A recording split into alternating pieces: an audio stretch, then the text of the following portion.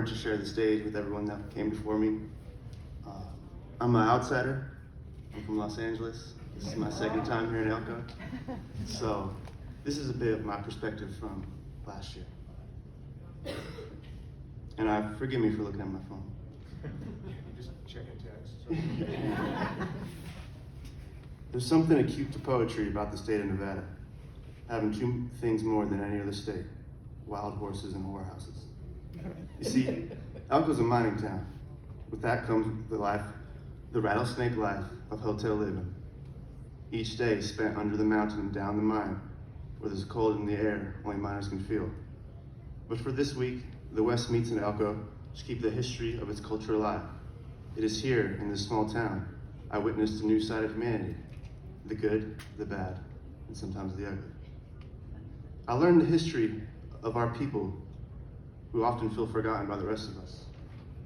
But there's a love here, a love for a simple life, a love for wearing cowboy hats and belt buckles with meaning, a love for dancing with loved ones to a rusty tune that never gets old, a love for $3 beers and slot machines and keeping the dogs in the bed of a truck, a love for broken bones and fractured skulls, and a love for rodeo.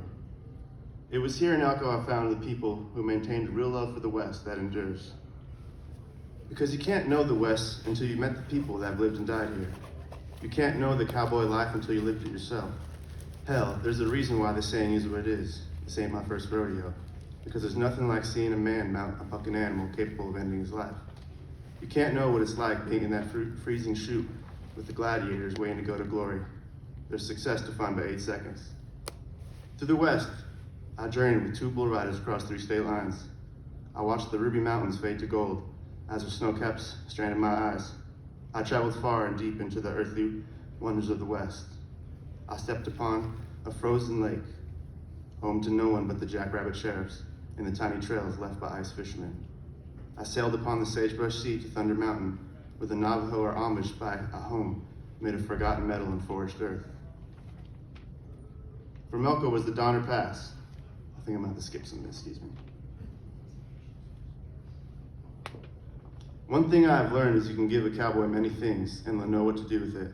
Give them a rope and they'll know the right knot to tie.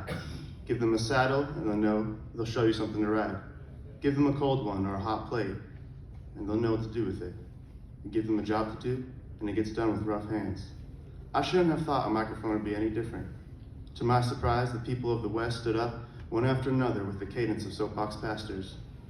They spoke about the land that raised them, of the snow that fell on the plains, and the animals who endured it with them. They sung of the rodeo spirit, of its traditions with a passion for the ride that keeps the risks weighed down. They passed on the tales that revered their ancestors who made the first perilous journeys out west and into a larger world, thanking them for their homesteads that their forefathers built. Each of them tied to the unbreakable bond with the very land that isolates them, a romance shared by many, but a truth understood by few. That's the thing about truth. It falls through you like the clear glass of a window pane. You see, it's hard to imagine anyone would voluntarily sit in the back of an ordinary bull, would have any hesitations of public speaking. In some ways, it didn't change them at all. In other ways, it took the shell right off their backs. You witness the tenderness hidden in their eyes, behind stern faces, as sure as simple words make for good poetry. They stand as desert roses, sun-bitten in the wake of the cool breeze of dawn. I listen to the yodlers sing alpine songs, to the poems of the troubadours, and their stories of marauders and the women who defeated them. But what I heard and what I saw were sometimes different things.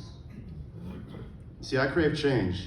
It's the very reason why I hopped in a truck with 2 bull riders and drove across 3 state lines. See, there's a focal point in all our lives, but the cowboy, that focus is acutely defined. Every moment of their day is a posturing to salute the image of the West. See, every person I met, every passing stranger had a similar resemblance, with the same button-up tucked in below the brim, and the boots that clank with every step toward the casinos and whorehouses. They all love playing their part, because without it, that's what they love, not figuratively, but literally. The grooves run so deep that their tunnels are carved with the love for everything they've known. See, they've each planted their desert rose, and each one is just as beautiful as the last, as the enduring symbol of the West. Thank you. Oh.